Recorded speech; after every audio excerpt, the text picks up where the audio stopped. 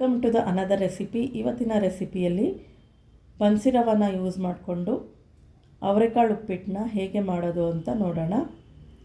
ಪ್ಯಾನ್ಗೆ 2 ಕಪ್ ಬನ್ಸಿ ರವಾನ ನಿಮಗೆ ಅಳತೆಗೆ ಎಷ್ಟು ಬೇಕೋ ಅಷ್ಟು ಯೂಸ್ ಮಾಡ್ಕೋಬೋದು ಕ್ವಾಂಟಿಟಿ ಮೇಲೆ. ನಾನು ಯೂಸ್ ಮಾಡ್ತಿರೋದು 2 ಕಪ್ ಬನ್ಸಿ ರವೆ. ಅದಕ್ಕೆ ಸ್ವಲ್ಪ ಆಯಿಲ್ನ ಆ್ಯಡ್ ಮಾಡಿ ಫ್ರೈ ಮಾಡ್ಕೋಬೇಕು ಗೋಲ್ಡನ್ ಬ್ರೌನ್ ಬರೋಷ್ಟು. ನಂತರ ಒಗ್ಗರಣೆಗೆ ಆಯಿಲ್, ಸ್ವಲ್ಪ ಸಾಸಿವೆ, ಆಯಿಲ್ ಬಿಸಿ ಆಗಬೇಕು ಸ್ವಲ್ಪ. ನಂತರ ಸಾಸಿವೆ, ಜೀರಿಗೆ, ಉದ್ದಿನಬೇಳೆ, ಕಡಲೆಬೇಳೆ ಆಪ್ಷನಲ್ಲು. ಅದನ್ನು ಆ್ಯಡ್ ಮಾಡಿದ್ರೆ ಫ್ಲೇವರ್ ಚೆನ್ನಾಗಿರುತ್ತೆ. ಸೊ ಇದು ಫ್ರೈ ಆದಮೇಲೆ ಇದಕ್ಕೆ ಜೀರಿಗೆ, ಉದ್ದಿನಬೇಳೆ ಹಾಕ್ತಾಯಿದ್ದೀನಿ. ನಂತರ ಕರಿಬೇವು, ಸ್ವಲ್ಪ ಹಸಿಮೆಣಸಿನಕಾಯಿ, ಖಾರಕ್ಕೆ ಎಷ್ಟು ಬೇಕೋ ಅಷ್ಟು ಹಸಿಮೆಣಸಿನಕಾಯಿ,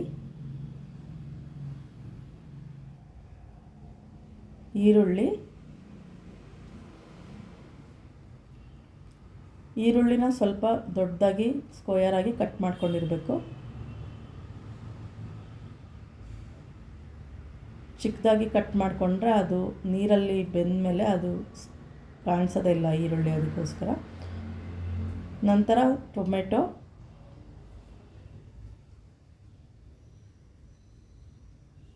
ಅವರೆಕಾಳು ಉಪ್ಪಿಟ್ಟಾಗಿರೋದ್ರಿಂದ ಮೇನ್ ಇಂಗ್ರೀಡಿಯೆಂಟ್ ಅವರೆಕಾಳನ್ನ ಆ್ಯಡ್ ಮಾಡಬೇಕು. ಉಪ್ಪಿಟ್ಟನ್ನ ಬೇರೆ ಟೈಪ್ಸ್ನಲ್ಲೂ ಮಾಡ್ಬೋದು. ತರಕಾರಿ ಉಪ್ಪಿಟ್ಟು, ಅದಕ್ಕೆ ಡಿಫ್ರೆಂಟ್ ಟೈಪ್ಸ್ ಆಫ್ ತರಕಾರಿನ ಯೂಸ್ ಮಾಡ್ಬೋದು. ಇದು ಅವರೆಕಾಳು ಉಪ್ಪಿಟ್ಟಾಗಿರೋದ್ರಿಂದ ಅವರೆಕಾಳನ್ನ ಯೂಸ್ ಮಾಡ್ತಾಯಿದ್ದೀನಿ. ಎಷ್ಟು ಬೇಕೋ ಅಷ್ಟು ಅವರೆಕಾಳನ್ನ ಹಾಕೋಬೋದು.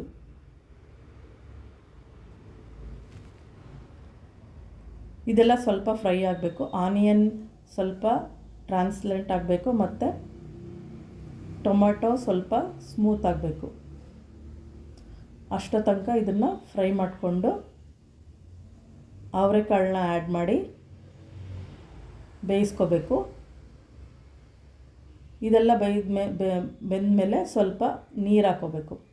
1 ಕಪ್ ಬನ್ಸಿ ರವೆ ಯೂಸ್ ಮಾಡಿದ್ರೆ 2 ಕಪ್ ನೀರು ಹಾಕೋಬೇಕು. ನೀರನ್ನು ಹಾಕಿ ಇದನ್ನು ಬೇಯೋಕ್ಕೆ ಬಿಡಬೇಕು. ಸ್ವಲ್ಪ ರುಚಿಗೆ ತಕ್ಕಷ್ಟು ಉಪ್ಪು,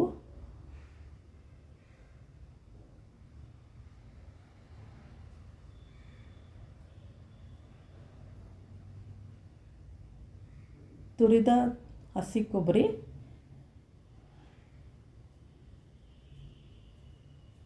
ಸ್ವಲ್ಪ ಲೆಮನ್ ಜ್ಯೂಸ್,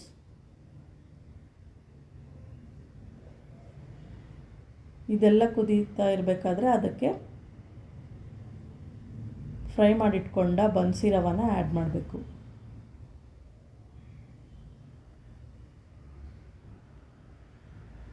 ನೀರು ಚೆನ್ನಾಗಿ ಕುದೀತಾ ಇರಬೇಕಾದ್ರೆ ಬನ್ಸಿ ರವಾನ ಆ್ಯಡ್ ಮಾಡಬೇಕು.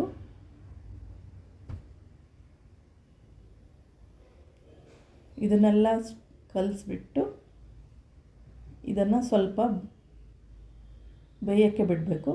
ನಂತರ ಸ್ವಲ್ಪ ಕೊತ್ತಂಬರಿ ಸೊಪ್ಪು,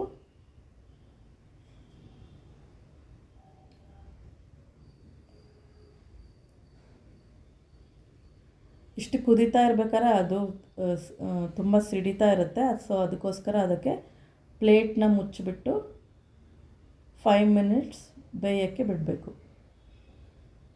ಸೊ ಇದು ಬೆಂದಮೇಲೆ 5 ಮಿನಿಟ್ಸ್ ಆದಮೇಲೆ ಈ ಥರ ನೀರೆಲ್ಲ ಹೋಗ್ಬಿಟ್ಟು ಉಪ್ಪಿಟ್ಟು ರೆಡಿ ಆಗುತ್ತೆ. ಅವರೆಕಾಳನ್ನ ಯೂಸ್ ಮಾಡಿರೋದ್ರಿಂದ ತುಂಬ ಟೇಸ್ಟಿಯಾಗಿ ಇರುತ್ತೆ ಉಪ್ಪಿಟ್ಟು.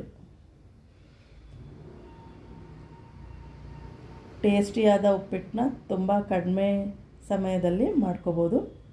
ನೀವು ಟ್ರೈ ಮಾಡಿ. Thank you.